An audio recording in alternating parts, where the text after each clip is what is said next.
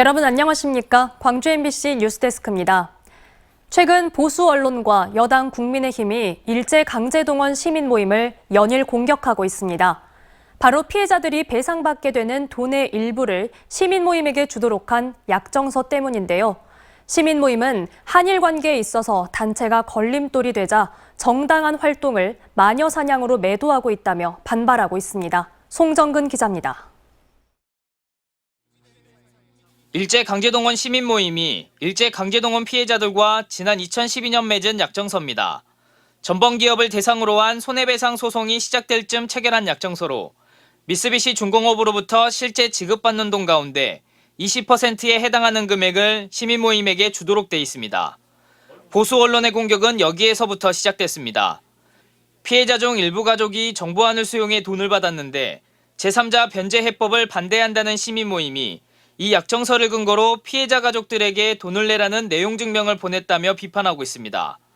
정부의 해법을 반대한다는 시민단체가 정작 돈이 입금되자 돈의 일부를 내놓으라고 하는 것이 이율배반 아니냐는 논리인데 이런 보수 언론의 보도에 정부 여당이 반색하고 나섰습니다. 국민의힘은 강제동원 시민 모임을 향해 시민운동을 가장한 비즈니스, 본인들의 배를 불리려 한다며 비난하고 있습니다. 국민의힘은 한 발 더 나아가 시민단체 선진화 TF를 만들어 강제동원 시민 모임을 비롯한 국가보조금과 기부금 활용 실태에 대해 조사하겠다고 나섰습니다. 명분은 피해자를 위한다고 하지만 속을 들여다보면 자신들의 배를 불리는 데 목적이 있었던 것이 아닌지 의심할 수밖에 없습니다. 시민 모임은 약정금의 경우 피해자 인권 지원과 역사적 기념사업 등 약정금 모두를 공익사업을 위해 사용하고 있다며 반발하고 있습니다. 그러면서 한일 관계에서 비판을 받고 있는 윤석열 정부가 시민 모임을 표적 삼아 불리한 여론을 전환하고자 시민 모임 공격에 나섰다고 비판했습니다. 그 약정했던 내용은 누군가 조력이 없이는 자신의 인권 피해를 회복할 길이 없는 우리 사회의 또 다른 피해자들을 위해서 쓰자라고 하는 내용이었었고, 한국과 일본에서의 소송을 지원하고 강제동원 피해자 지원조례 제정을 이끌어내는 등 국가가 피해자들에 대해 손을 놓고 있을 때 물심양면 피해자들을 도운 시민 모임을 이제 와서 공격하는 것이 뻔뻔하다는 주장도 있습니다.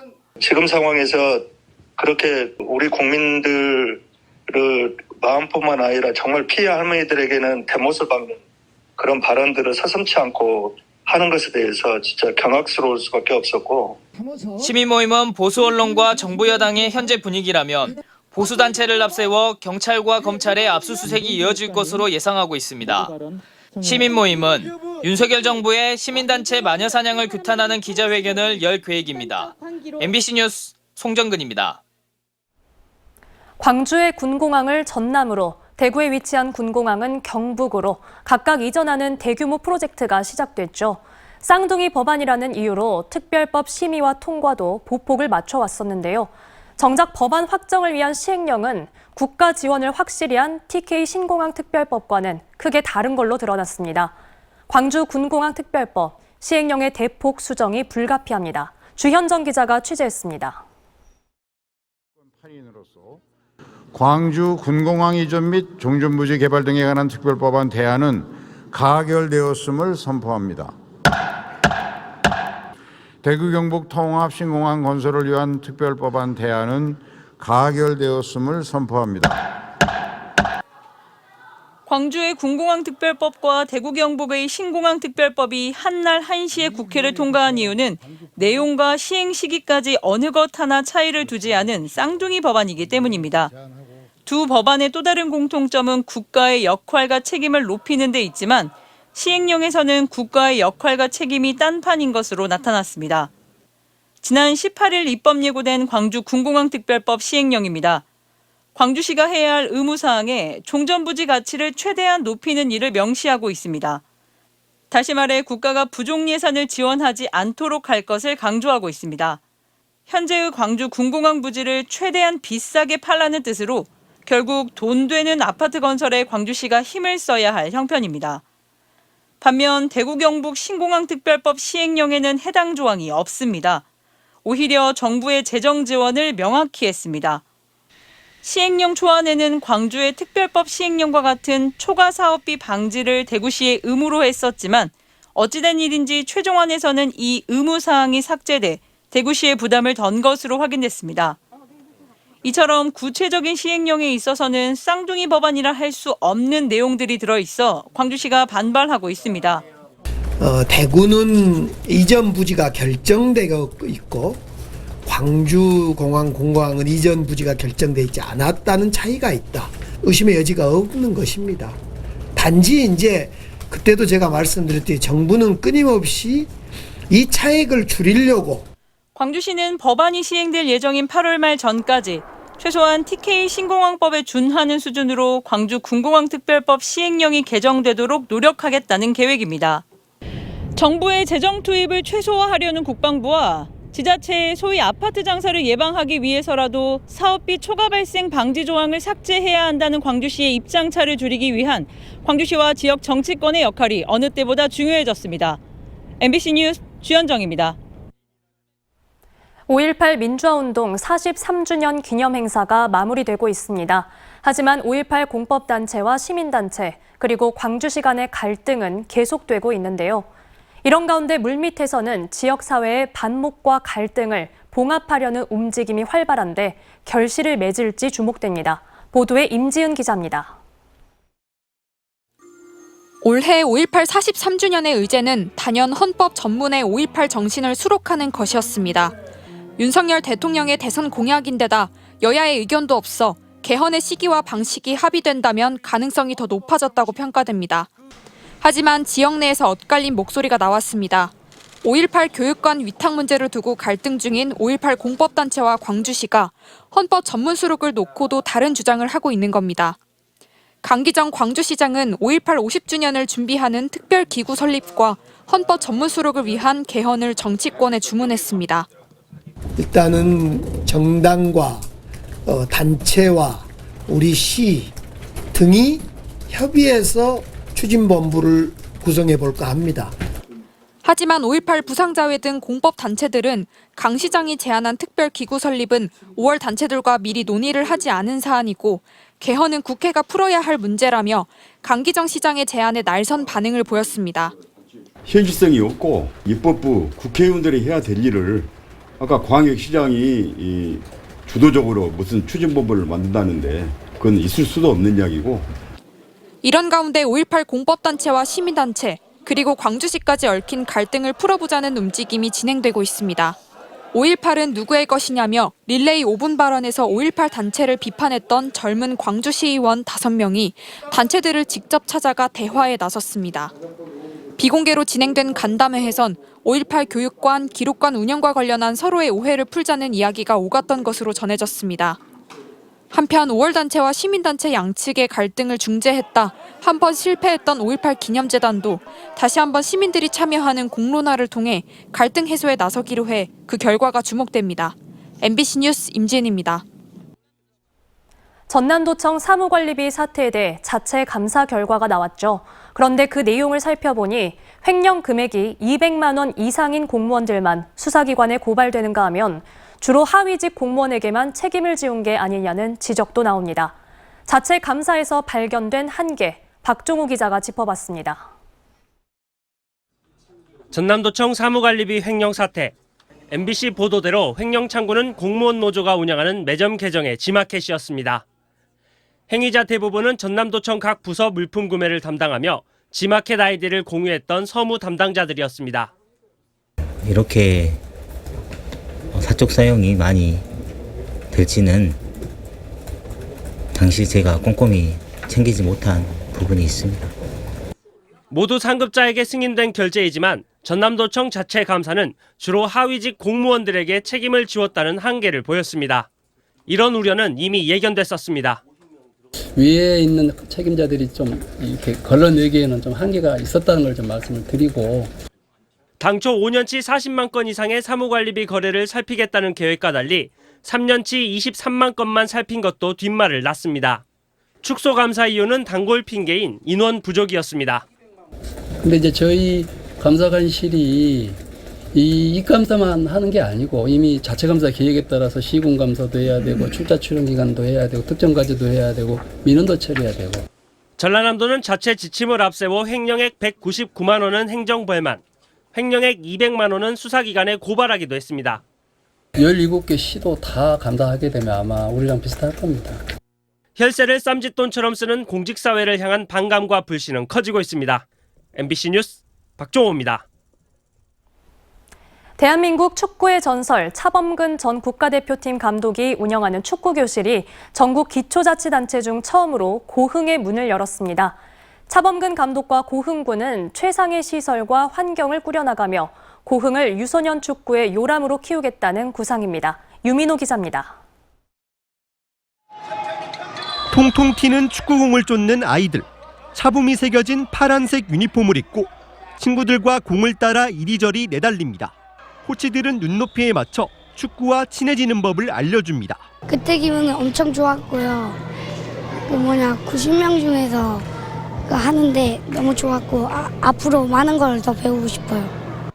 차범근 축구교실이 전국 기초단체 중 처음으로 고흥에서 수업을 시작했습니다. 초등학교 1학년에서 3학년생 모두 85명, 여학생팀까지 4개 팀이 16주 동안 기본기부터 실전 연기까지 차근차근 배울 준비를 마쳤습니다. 현재 고흥에 거주하고 있는 차범근 전 감독도 첫 수업을 맞아 현장 지도에 나섰습니다. 고흥에 내려온 지가 한 3년 됐는데 살다 보니까 이웃 주민들이 너무 잘해주시고 뭐를 할 수 있을까 생각하다가 여기에 축구교실을 하면은 좋겠다라고 생각이 돼서 유소년 축구 요람을 꿈꾸는 고흥군은 축구교실을 직접 운영하면서 필요한 지원을 아끼지 않을 계획입니다. 이 지역에 제대로 된 축구 프로그램을 좀 이제 배울 수 있다. 우리 유소년들이 그런 차원에서 굉장히 뜻깊게 생각하고. 한국 축구 전설 차범근 전 감독은 축구를 시작하는 꿈나무들의 어떤 말을 남겼을까? 무엇보다 동료를 배려하고 존중하는 페어플레이 정신을 강조했습니다. 특별히 축구는 페어플레이 정신을 강조하기 때문에 삶 속에서도 그런 페어플레이 정신을 발휘할 수 있게 되기를 바라는 마음으로 MBC 뉴스 유민호입니다.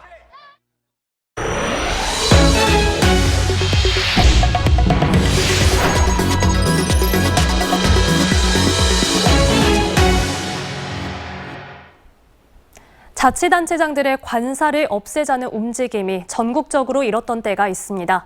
하지만 한평 군수 관사는 가장 늦게까지 남아 있었는데요.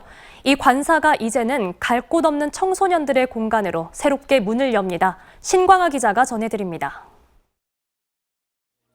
한평군 의회에 인접한 2층 단독주택입니다. 관선 시대인 지난 1991년 건립된 한평 군수 관사로 지난 2020년 보궐선거에서 당선된 이상희 군수의 공약으로 폐지됐습니다. 이후 평생교육관 등으로 명칭만 바꿔 사용됐던 관사는 최근 청소년 상담복지센터로 개조돼 다시 문을 열었습니다. 위기 청소년의 상담과 자살 예방 활동, 긴급 구조와 함께 학교 밖 청소년들의 교육이 집중적으로 이루어지고 있습니다. 한평읍 중심가와 가까워 청소년들의 이용이 늘면서 최근 검정고시에서 높은 합격률을 기록하는 등 성과를 거두고 있습니다. 그리고 이제 학교 밖 아이들 검정고시라든가 문화체험이라든가 진로라든가 이런 것들을 같이 하고 있어요. 권위주의의 산물로 여겨지는 지방자치단체장 관사는 현재는 모두 사라졌지만 4년 전까지만 해도 전국 9개 시군에 남았고 이 중 5곳이 전남에 있었습니다. 폐지된 옛 관사들은 접근성이 좋은 점을 활용해 대부분 여행 안내소 등으로 활용되고 있지만 청소년 시설로 사용되는 곳은 한평군이 처음입니다.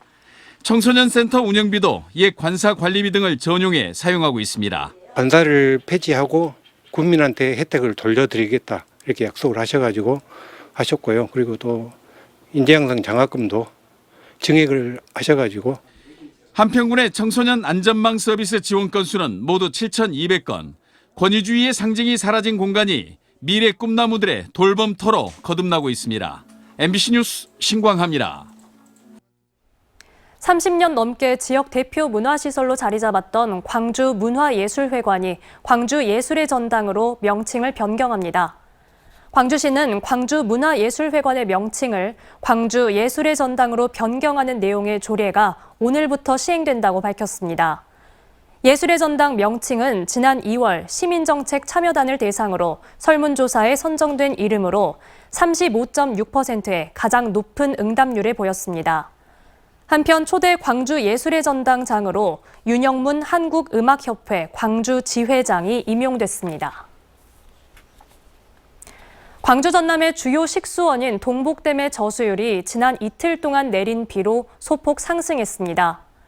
오늘 새벽 12시 기준 동복댐의 저수율은 35.13%로 비가 내리기 전날인 34.8%보다 상승한 걸로 나타났습니다. 주암댐은 조절지댐과 합하면 28.21%를 기록하는 등 광주 전남 주요 식수원인 동복댐과 주암댐은 가뭄 단계를 벗어나면서 올해 제한급수 위기를 넘겼습니다. 광주시는 올여름 장마철에 따른 도시 침수 등에 대응하기 위해 지역 내 하수 시설물 정비에 나섭니다. 이에 따라 광주시는 최근 침수 취약 지역과 하수도 사업장 등 60여 곳의 현장 점검을 벌였고 이 중 9곳은 보완 조치를 했다고 밝혔습니다. 광주시는 특히 하수관로나 빗물바지가 쓰레기나 낙엽 등으로 막혀 침수가 발생하지 않도록 인력과 장비 등을 동원한 준설 작업도 중점적으로 다루고 있습니다. 정부가 코로나19 위기 단계를 심각에서 경계 단계로 낮춘 가운데 광주시는 선별진료소 운영 등 관리 체계를 현재 상태로 유지한다고 밝혔습니다.